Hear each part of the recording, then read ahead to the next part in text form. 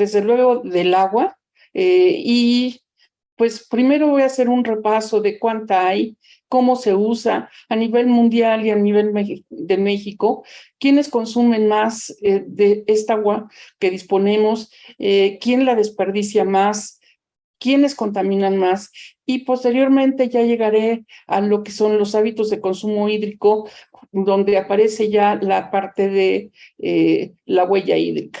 Y seguiré dando algunos datos importantes sobre el agua.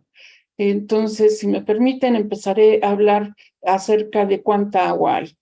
Pues sabemos que el agua, desde niños muy chiquitos nos han enseñado que el agua eh, tiene un ciclo, aparece un ciclo por aquí y es el famoso ciclo del agua. Entonces sabemos que el agua de los océanos se puede evaporar, esta agua puede llegar a formar nubes y posteriormente precipitarse. Esta precipitación puede venir a los océanos o puede venir directamente a tierra adentro. Cuando esta agua viene a través de las nubes hacia tierra adentro, pues esta viene cae y puede regar, por decirlo así, esta agua puede ser utilizada por los diferentes especies que viven aquí, o puede llegar también pasar por ríos y escorrentías y después regresar a los océanos. Esto es un ciclo, sabemos que todo esto es un ciclo y es el famoso ciclo del agua. No me voy a detener mucho más. Aquí tengo, por ejemplo, algunos de los valores que se tienen en este ciclo del agua para México. Cuánta precipitación hay, cuántos escurrimientos hay y cuál es la recarga media de los acuíferos. Entonces, aquí hay un balance de entradas y salidas y podemos ver que en precipitación se tiene 1.449.000 hectómetros cúbicos. Y esto se va a ir primordialmente a evaporación, pero también va a entrar a infiltrarse a los diferentes, mantos acuíferos. De toda esta agua que hay, ¿cómo está compuesta? Pues quiero hablar de cómo está compuesta porque mucho del agua que hay se encuentra en océanos y mares. Aproximadamente el 97% del agua en todo el mundo se encuentra en los océanos y los mares. Esta es agua salada y también tenemos agua dulce. El otro 3%, menos del 3% del agua a nivel mundial es agua dulce. Y esta se encuentra primordialmente en los casquetes polares y glaciares con el 1.75%, en las aguas subterráneas con el 0.76% y en los lagos y en la humedad del suelo. Hay más agua, puede haber agua en la atmósfera, en ríos o en los seres vivos, pero estas son cantidades muy pequeñas. La mayor parte del agua entonces se encuentra en océanos y glaciares. Bueno, entonces esta es la distribución básicamente del agua. México dispone de ese total, aproximadamente el 1% del total de agua dulce a nivel mundial, lo que determina un porcentaje importante del territorio está catalogado como zona semidesértica. Entonces, esto de que es una zona semidesértica, pues ha ido fluctuando con el paso del tiempo. Ha habido años, por ejemplo, en 2011, en donde hemos tenido sequías muy importantes. Este año, en abril, se tenía, los rojos son sequía muy importante, entre más claro es el color, es menos sequía, y lo que se observa es que en 2011 teníamos grandes sequías, grandes partes del territorio en gran sequía, mientras que para este año había, pues en rojo, unas zonas pequeñas, habían desaparecido estas manchas, guindas rojo oscuro por aquí, pero todavía están en las cafés marrón de manera muy importante. A diferencia de lo que está sucediendo ya para estos días, el 15 de septiembre de este año, pues ya teníamos mucho más agua en todo el territorio nacional. Y esto fue gracias a los diferentes eventos meteorológicos que hubo, como el ciclón Kay, Lester, Madeleine y sistemas frontales y junto con ondas tropicales. Para esta semana, por cierto, se prevé que todavía vengan más lluvias. Entonces, bueno, esto está revirtiendo las condiciones que habíamos tenido recientemente. Esas son buenas noticias, desde luego. Ahora, ¿cómo es la precipitación en el país? Aquí tengo un gráfico de cómo se va dando, un gráfico mensual de cómo se va dando la precipitación a lo largo de los años. El color verde, verde, verde, se muestra el valor promedio de 30 años, desde 81 hasta 2010.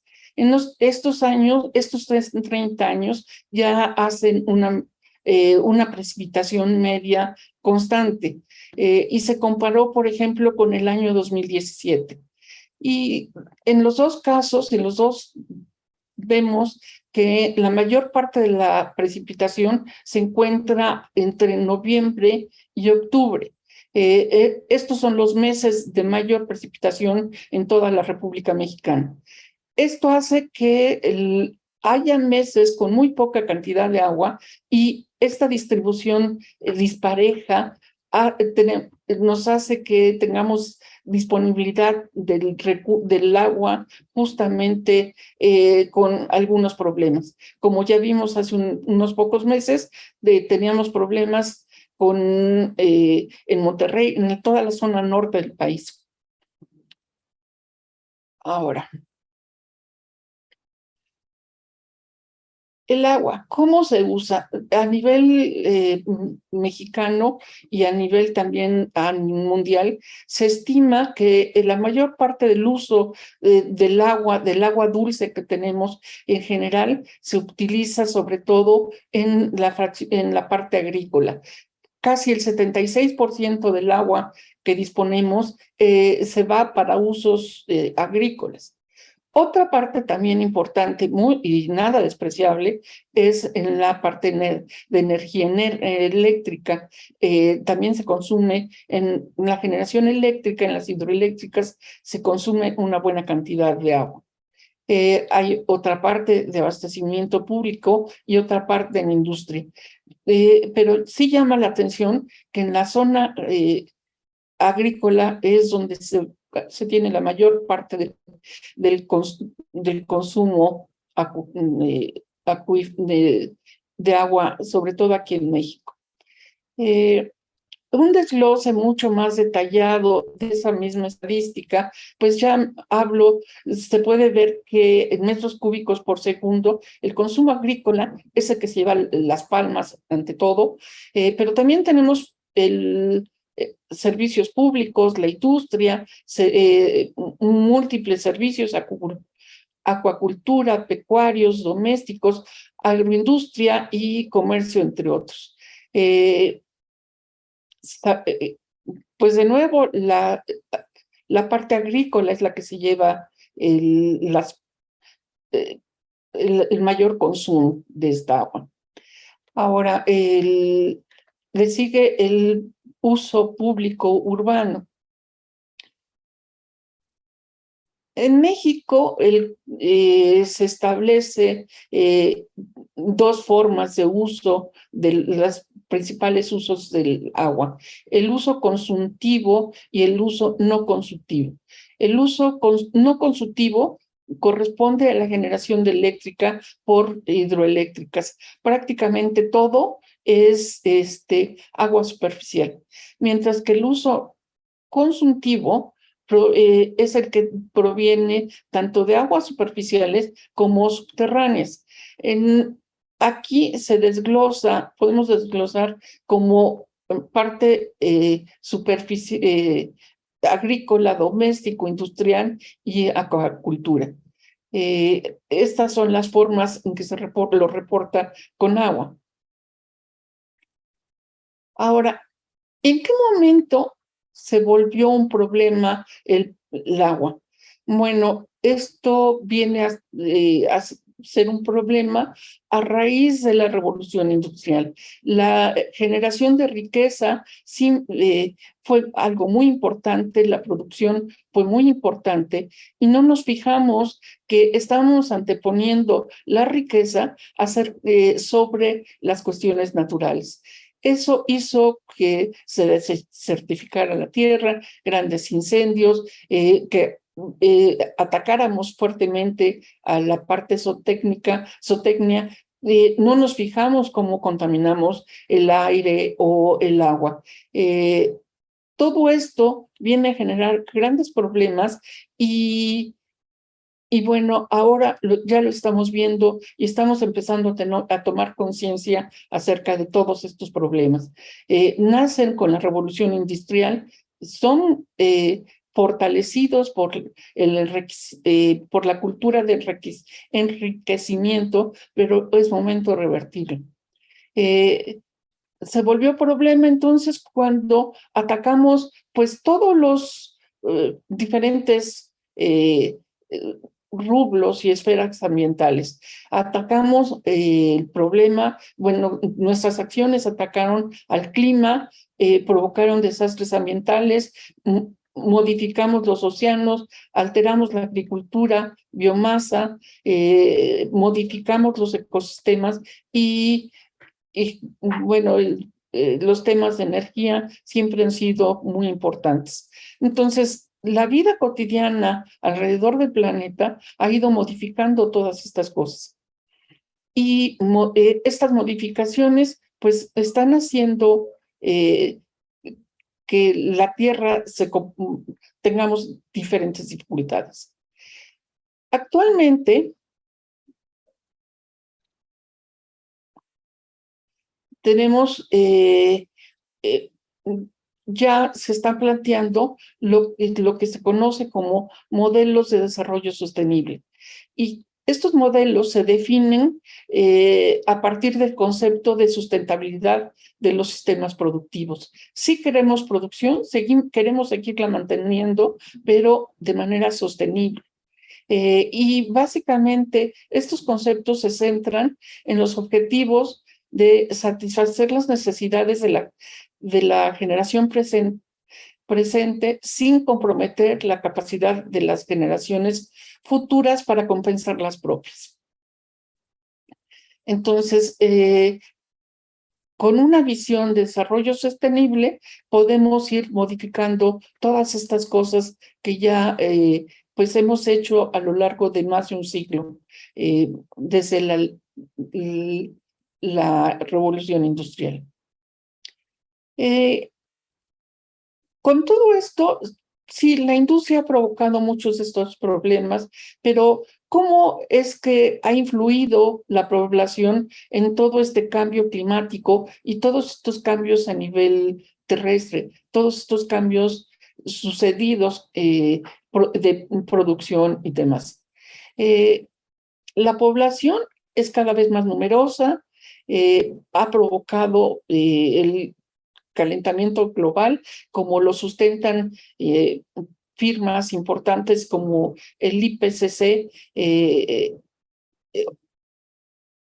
La ONU sugiere que debemos evitar el incremento de la temperatura del cambio climático a no más de 1.5, y esto nos ayudaría muchísimo. Entonces, a nivel internacional ya tenemos directrices, cómo ir abordando todos estos problemas. Y bueno, una de las cuestiones que también es algo importante es los jóvenes. Los jóvenes saben que hay un cambio climático, saben que estamos viviendo con mucha incertidumbre acerca del futuro, y esto está provocando mucha ansiedad. Casi el 60% de los jóvenes dijeron que se sentían preocupados o extremadamente preocupados acerca del cambio climático. Y más del 45% señaló que los sentimientos sobre el clima afectan su vida cotidiana. Entonces, bueno, está siendo ya un problema de salud tanta modificación del cambio climático y cómo se está desarrollando. Otro asunto que también está contribuyendo en todos estos cambios es la pobreza. Hay más de 700 millones de personas y el 10% de la población mundial aún vive en situación de extrema pobreza el día de hoy. Entonces, hay muchos pobres, muchísima pobreza, y todos ellos tienen grandes dificultades para satisfacer las necesidades más básicas, como la salud, la educación y el acceso al agua. Hay gente que no tiene acceso al agua, ni al saneamiento, por nombrar algunos problemas. También hay un número total de jóvenes muy grande. Hay cerca de 1.800 millones de personas entre 10 y 24 años de edad. Y se prevé que la población seguirá aumentando hasta cerca de 20.000, de 2.070 millones de personas, según hay por proyecciones demográficas moderadas. Ahora, en estos momentos, según el Banco Mundial, somos poco menos de 8.000 millones de personas, 7.752, 840 millones de personas que estaban en el planeta en 2020. Podemos ver que en esta figura la tendencia desde 1960 hasta 2020, como es prácticamente una línea recta. La población está creciendo prácticamente en línea recta y esto no va a parar. Se prevé que en el 2022, que es este año, lleguemos ya a los 8.000 millones, 8.000 millones de personas. Y eso somos muchas millones de personas que estamos viviendo en este planeta. Ahora, ¿cómo está distribuida la población a nivel mundial? Pues aquí, por la tonalidad de los verdes, podemos distinguir cómo es que está distribuida la población. La mayor cantidad de población podemos ver que se encuentra en Asia, en países como la India o China. Aquí es donde se encuentra la mayor cantidad de población. En Latinoamérica, pues tenemos mucho verde. América, prácticamente casi todo es verde. Y la mayor cantidad de grises, es decir, donde hay menos población, se encuentra en África. Más o menos está distribuida así. Europa tiene zonas verdes, verde oscuro, bueno, no tan oscuro como la India o China, y otras un poquito más claras. Pero entonces, así es como está distribuida la población. La mayor parte de los jóvenes se encuentra en Latinoamérica o en África. Y bueno, en México, pues sí, ya somos 130 millones de habitantes. Para este año 2022 somos ya 130 millones de habitantes. Aquí tengo exactamente el número de habitantes que conseguí el día de ayer. Y de todos estos habitantes, tenemos ya un 46% en pobreza y un 18% en jóvenes. Entonces, bueno, todo esto demanda mucho. Hay mucha demanda y una fuerte presión sobre los diferentes tipos de servicios, sobre todo los de agua. Y toda esta población, aquí en México, por ejemplo, que consumimos. Aquí tengo un gráfico en donde muestro cuáles son nuestros hábitos de consumo. Y pues se reporta aquí la parte de alimentos y bebidas cuánto se consume en alimentos y bebidas, en vivienda y combustibles, que viene a ser esta categoría, en cuidados de la salud, educación y esparcimiento, transferencia y movilidad, vestido y calzado, artículos y servicios en casa, transporte y comunicaciones y cuidado personal. Lo que observo hacia el primer golpe en estas figuras, en esta figura, es que aquí en esta zona es donde encuentro los valores más altos y justo es en la zona de alimentos y bebidas. ¿Y qué significan estas tres partes? Bueno, la primera es el primer decil, el segundo es el decil medio y la última es el último decil, el décimo. Es decir, en la primer decil se encuentra los pobres, los más pobres, la población media y los más ricos. Entonces tengo aquí los tres tipos de población y lo que es en todos los casos así se va a acomodar las barras.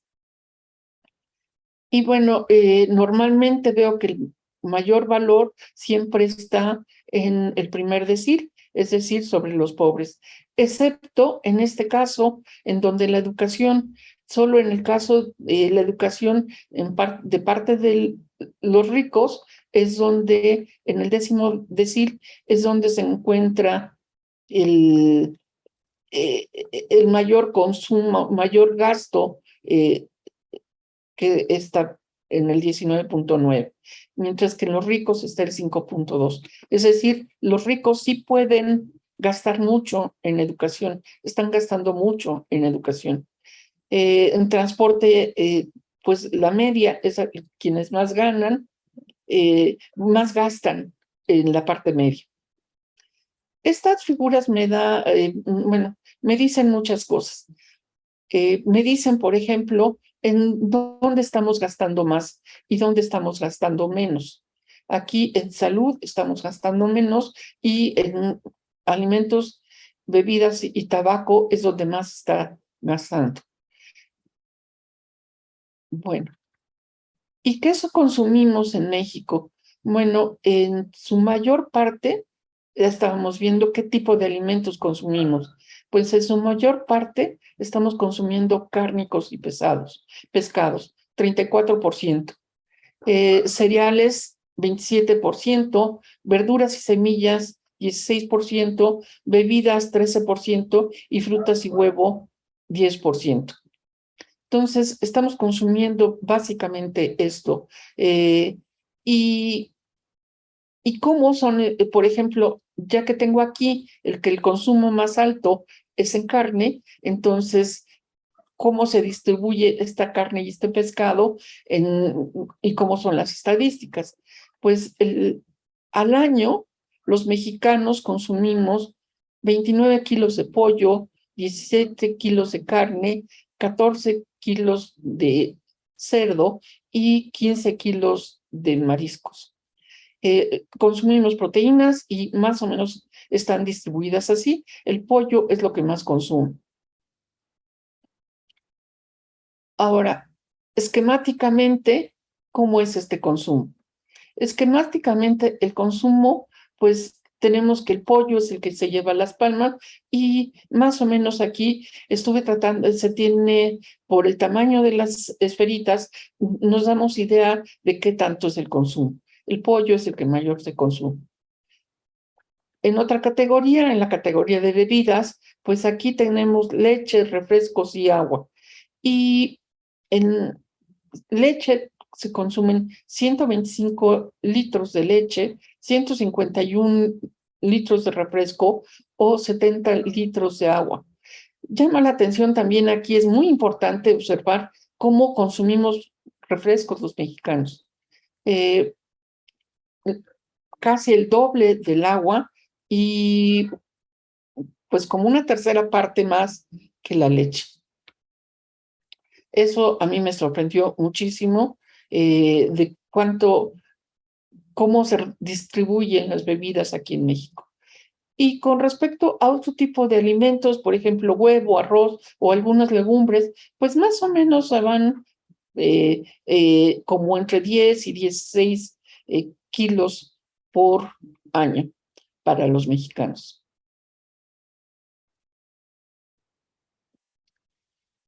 ¿Y cómo es este consumo? ¿Ha ido creciendo o ha ido decreciendo? Pues entre un año y otro, por ejemplo, el crecimiento en pollo, porcino, bovino o carnes frías, pues sí se ha incrementado. En general, podemos ver que siempre estamos incrementando el consumo de, de las carnes. Eh, Voy a seguir. Ahora, ya sabemos que México se tienen mucho, donde más se consume el agua es en la parte agrícola. Y bueno, para continuar, ¿en dónde se desperdicia más esta agua? Pues por supuesto que ahí donde más se consume, en el sector agropecuario, justo en la parte de agricultura y ganadería. Las estimaciones que se tienen por parte de la Comisión Nacional del Agua mencionan que el 57% del agua que se consume se pierde por evaporación, eh, pero sobre todo por una infraestructura de riego ineficiente, en mal estado u obsoleta. La superficie irrigada es de 6.3 millones de hectáreas y aporta el 42% de la producción agrícola nacional. Las pérdidas por infiltración y evaporación ascienden a más del 60% del agua almacenada y distribuido para fines agrícolas.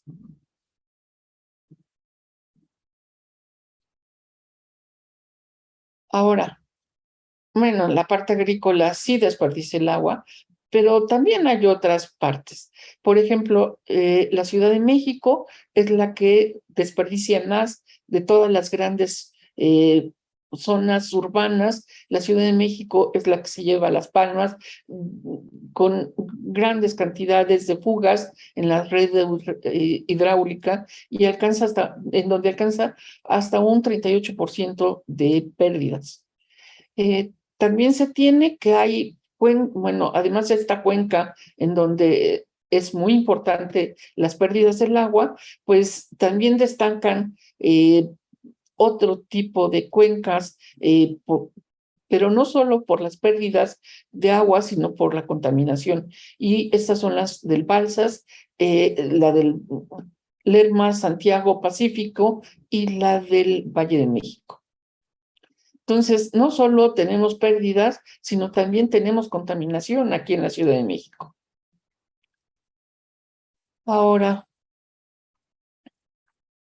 la contaminación de los cuerpos acuíferos representa un problema adicional al desperdicio y poca disponibilidad.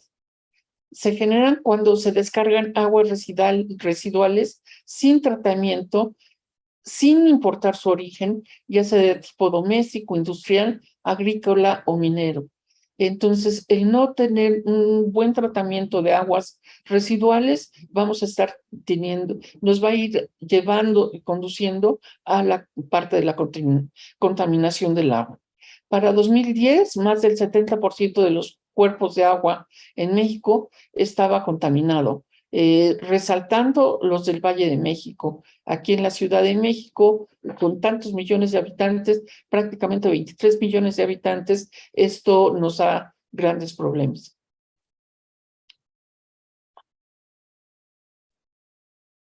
Además del agua, ¿qué más se desperdicia? Bueno, sabemos que hay una gran cantidad de desperdicio en los alimentos. Eh, y la FAO define el desperdicio de alimentos como todos aquellos que han sido destinados al aprovechamiento humano y que al final no son consumidos por la población. Así se define todo lo que se conoce como desperdicio. Entonces, lo que más genera consumo de agua son los alimentos, pero además los desperdiciamos. No solo se lleva toda la parte del agua, sino que gran parte de estos alimentos los estamos desperdiciando. ¿Cuánto desperdiciamos? Pues en cereales, a nivel mundial, prácticamente el 30% de los cereales.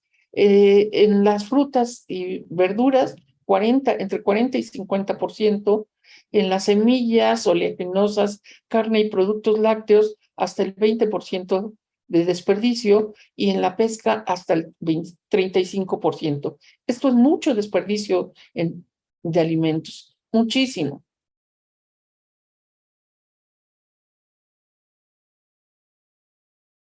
Bueno, ahora cambiando un poquito, ¿cómo es la calidad del agua que disponemos?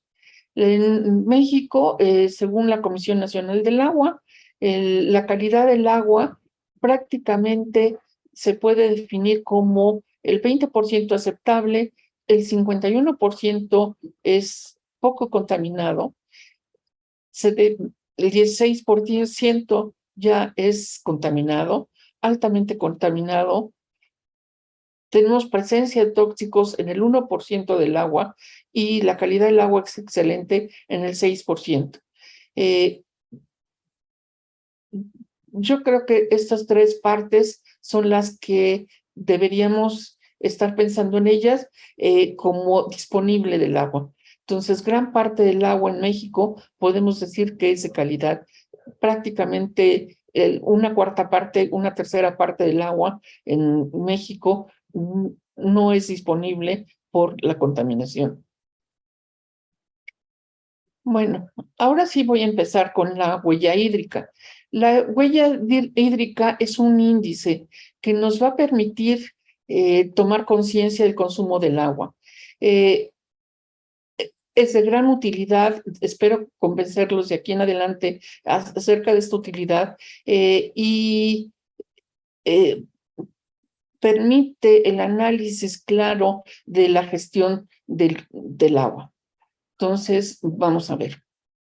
La huella hídrica es una forma de medir el impacto de las actividades humanas en los recursos hídricos.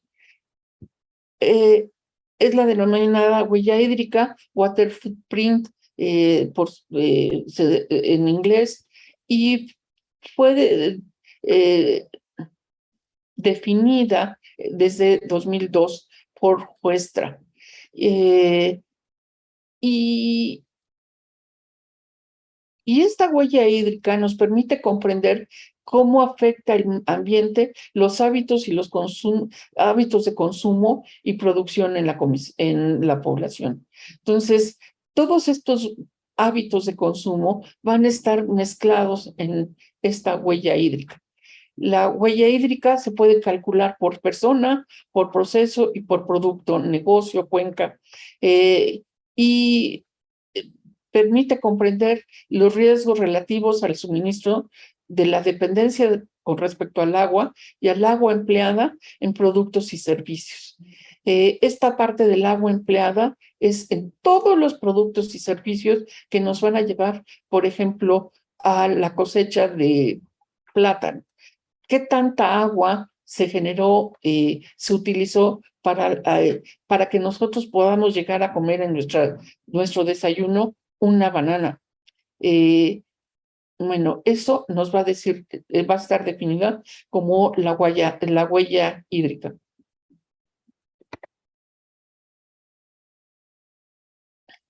En la definición de la huella hídrica, entonces, repito, es un indicador que mide el volumen total del agua dulce que se usa directa o indirectamente para producir bienes y servicios que es consumido por un individuo o por una comunidad. Esta es la definición directa de la huella hídrica. Y ahora, con respecto a la huella hídrica, nos vamos a fijar en tres tipos de agua: la de agua azul, agua verde o agua gris.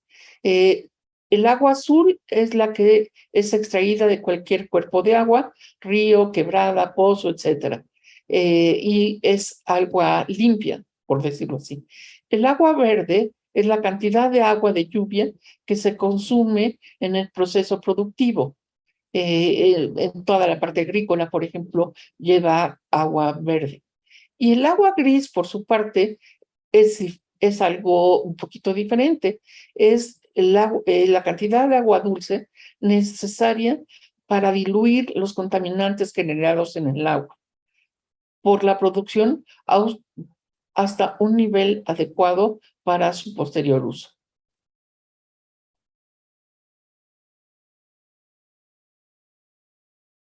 Bueno, había mencionado desde el principio que estos eran los consumos del agua a nivel nacional. Y bueno, aquí tengo la huella hídrica de ya separados por diferente tipo de productos. Por ejemplo, la carne de res muestra una huella hídrica del 15%, el maíz del 13%, algunos procesos industriales del 3%, trigo, huevos, frijoles y azúcar oscilan entre 3 y 4%, igual que las vísceras, carne de cerdo, vísceras y piel. Eh, Todo esto ya prácticamente está alrededor del 3 y 4%. Los lácteos de nuevo vuelven a subir. Entonces, lo que observo y otro tipo de productos. Los lácteos, la carne de res y el maíz es lo que más consume agua dentro de este país. Y bueno, ¿por qué es importante? ¿Por qué tengo que fijarme en cuánta agua se está consumiendo por tipo de producto? Por ejemplo, la cantidad de agua necesaria para una familia de 4 personas en toda la casa es aproximadamente de 1,514 litros. Eh, ¿Y cuánta agua se requirió para, formar, para obtener 4 hamburguesas? El obtener 4 simples hamburguesas que se necesitó 26,498 litros. Hay una gran diferencia entre estas dos cantidades, prácticamente de 17,5 veces más una que la otra. Entonces, sí es cierto que tenemos que cuidar mucho el agua en nuestras casas. Desde luego que sí, es muy útil que lo hagamos, pero también habrá que fijarse en qué estamos comiendo. Hay alimentos que consumen muchísimo más agua que otros, y a estos alimentos que consumen mucha agua les llamamos de una huella hídrica altísima. Y aquí, por ejemplo, 1 kilo de carne de res eh, consume 6,800 litros de agua, mientras que medio kilo de carne requiere de 6,810 litros, y medio kilo de carne de cerdo requiere de 2,180 litros. No es lo mismo, aunque ambos sean carne, no son lo mismo. Pero además comparémoslo con otro tipo de alimentos, por ejemplo, la soya, que requiere solo 818 litros de agua. Entonces, pues nos vamos a fijar en todo lo que es nuestra casa. Sí, el consumo de agua en nuestras casas es muy importante, pero también va a ser muy importante todo lo que se coma. Voy a continuar. Voy a hablar un poquito más de esto. Y profundizando un poquito en ese tema, sin mucho detalle, estaría hablando, una disculpa, esto es una imagen en inglés, pero yo quisiera que nos fijáramos en la representación gráfica que hay aquí. Eh, y esta, esta representación nos dice de cuál es la dieta de estándar americana. Para un americano se necesitan 2 campos de fútbol para alimentar una persona en cualquier tipo de alimentos, ya sea carnes, aves, cereales, etcétera. Si fuera una dieta basada en plantas, se requieren 2 campos de fútbol para alimentar a 14 personas. La diferencia ya aquí entre carnes y verduras es 1 a 14. Pero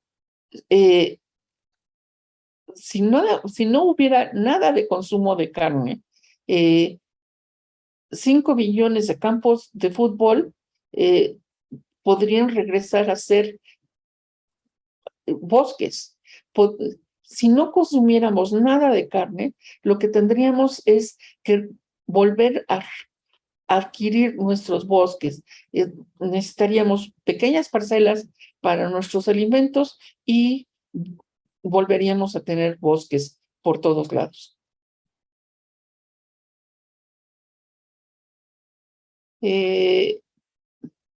Entonces, por seguir enfatizando, los miles de kilos de granos y forrajes que alimentan a las vacas, como el maíz, sorgos, centeno, etcétera, requieren grandes cantidades de fertilizantes, tierra y combustible para las máquinas agrícolas y conducen a más combustibles fósiles y contaminación. Además, no solo está todo esto, sino que las vacas sabemos que también producen grandes cantidades de metano. Ese es un gas invernadero. Entonces, las vacas no nos están ayudando mucho con respecto a los gases invernadero.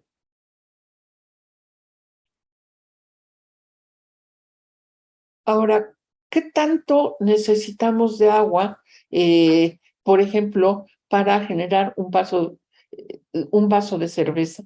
Esta es información de la Semarnat aquí en México. Y un vaso de cerveza, que aproximadamente son 250 mililitros, pues requiere 75 litros de agua. Un vaso de leche, que también es un 250 mililitros, requiere 200 litros de agua, mientras que una taza de café requiere 140 litros de agua. Una hamburguesa, por otro lado, requiere 2.400 litros. Una copa de vino, 120 litros, y un microchip, 32 litros. Vemos cómo es descomunal en ciertos momentos la cantidad de agua requerida y en otros no tanto. Es como muy variable todo esto y depende de qué estemos consumiendo. Entonces, ya había dado estos datos. El agua virtual es la cantidad de todo. También se habla de agua virtual como aquella cantidad de agua que se utiliza o se integra a un producto, bien o servicio. Eh, También es de McCohen y Huestra este tipo de conceptos. Aquí, desde la definición de huella hídrica, he estado diciendo que es toda la parte todo lo que consume de agua. Y aquí, por ejemplo, si nosotros estamos consumiendo maíz o carne, puede ser que parte del maíz se esté importando. Aquí en México, por ejemplo, no todo el maíz se produce en México. Hay una parte importante que también se importa. Entonces, podemos tener importaciones y exportaciones implícitas de agua. Esto nos va a dar importaciones netas, un desbalance y en general vamos a tener importaciones netas de agua. No está directo, es a través de los alimentos, pero está de manera indirecta estamos consumiendo esa agua y lo estamos importando. Eh, bueno, entonces, ¿quién tiene la mayor huella hídrica? ¿Dónde se está consumiendo la mayor cantidad de agua? Pues se está consumiendo en países, por ejemplo, como Estados Unidos. Eh, Allí es donde se tiene el mayor consumo de agua. por habitante. No es que aquí se tenga la mayor cantidad de agua, no, es que ellos importan cereales de todo el mundo, de Ucrania, de África, de Brasil, y llegan, el ganado también llega a Estados Unidos. No es que ellos lo estén consumiendo directamente, lo están consumiendo indirectamente, porque están importando esos productos y le están dando servicio a su población. México sí tiene una huella alta, pero no tanto y no está consumiendo tantísimo agua. Sin embargo, sí tenemos una huella hídrica importante, digamos. Y bueno, aquí tengo es una tabla en donde estoy mostrando el consumo per cápita de de los alimentos en el país. Está rankeado en orden entre el 1 y el 20, y lo que vemos es que lo que más se consume en este país es maíz, le sigue leche, trigo, azúcar, naranja. Me llama la atención que lo que más consumimos de frutas son naranjas.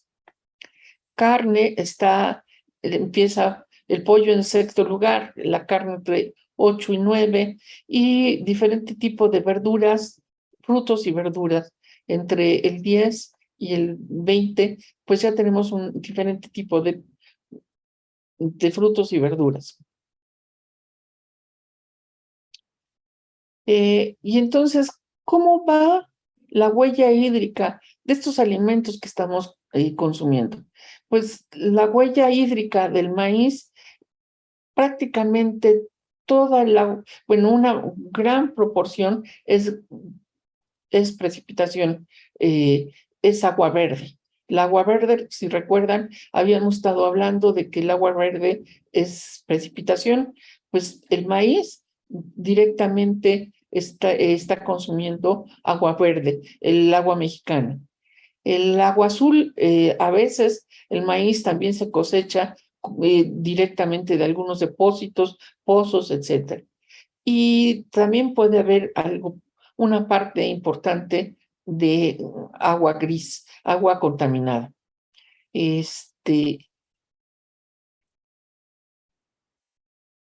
Para la leche, también tenemos que el mayor consumo es agua verde, eh, con todos los cereales que están consumiendo.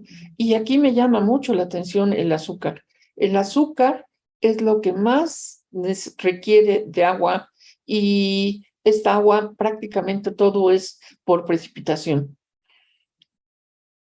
El azúcar la consumimos todos, pero también aquí, bueno, no te sé qué tanto hablar del azúcar, pero una parte se ha dicho mucho que se podría utilizar el azúcar, la caña de azúcar, como parte de combustible para los vehículos.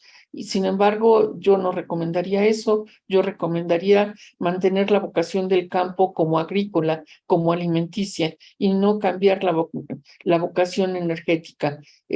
México tiene muchos productos, mucho petróleo que puede ser utilizado como energía, y no utilizar el campo como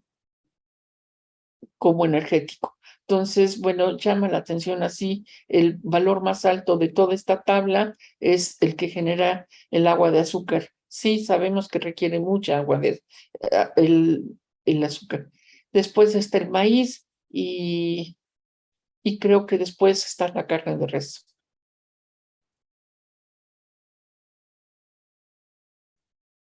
Bueno, y ya casi para terminar, pues aquí podríamos estar calculando cuál es nuestra nuestra huella hídrica. ¿Qué tanto generamos como huella hídrica nosotros? Me tomé, ahí en esta página tengo preparado por aquí, si me permiten, paso, uy, a la página de... Vuelvo a compartir, permítanme un momento.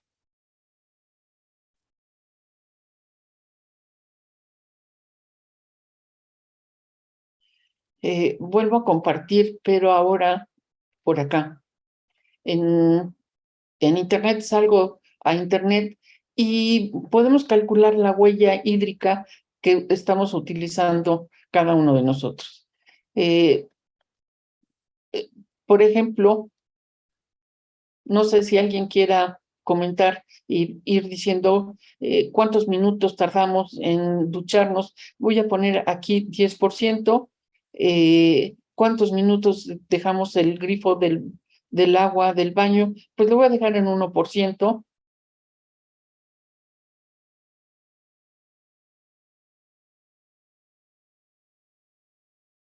¿Cuántos minutos dejamos abierto el grifo de la cocina? Pues dejémoslo en 1%.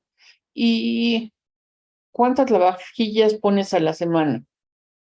Eh, no todos tenemos lavavajillas, voy a suponer que una vez a la semana se lava el lavavajillas. ¿Cuántas veces fregamos a mano, nos lavamos las manos? Pues a la semana, no, yo creo que más de una, yo creo que por lo menos una vez por semana, le voy a poner 10 veces a la semana. ¿Y cuántas lavadoras ponemos a la semana de ropa? Pues sí, lo voy a dejar como en una.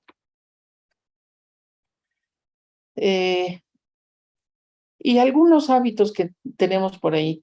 ¿Reciclamos el papel? Pues no, yo creo que sí, todo. Yo reciclo todo el papel, entonces le pongo todo. Eh, ¿Reciclamos los plásticos? Sí, todos. Todos los plásticos los separo. Muy bien. Ahora, tengo coche, sí, y pues lo lavo prácticamente 2 veces por semana. Ok. Entonces, ¿qué otros hábitos tenemos? El consumo de carne al mes, voy a ponerle pues como 1 kilo, de pollo pues como 2 kilos y de cerdo pues 1 kilo al mes. Eso fue como al mes. De naranjas, uy, ¿cuántos kilos de fruta y naranjas? De naranjas, pues le puedo poner 2 kilos de naranjas al mes. De manzanas como uno, otros frutos uno, tomate uno, lechugas pues 1 kilo, eh, y indicar el consumo de legumbres. Vamos a ponerle por simplicidad uno, eh, algunos cereales también uno. La leche, pues le pondremos que por semana yo tomo bueno, en realidad no tomo leche, entonces le voy a dejar en 0. Y otro tipo de bebidas le voy a poner 2 litros. Y con todo esto dice que el resultado de mi huella hídrica es que gasto 275 litros de agua 275,000 litros de agua al año. El promedio mundial es de 1,240,000. Recuerda que el agua es un bien finito y que debemos ser conscientes de ello. Piensa cómo puedes reducir tu huella para ayudar al planeta. Y yo aquí los invito a que vuelvan a manejar este tipo de calculadora. No sé,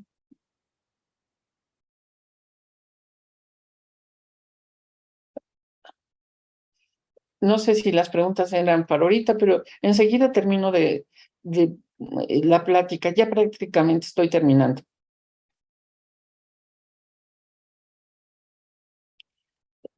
Conclusión. En conclusión, ¿sí se ve? ¿Alguien me podría informar, por favor? Sí se ve. Ok, gracias. Entonces, en conclusión,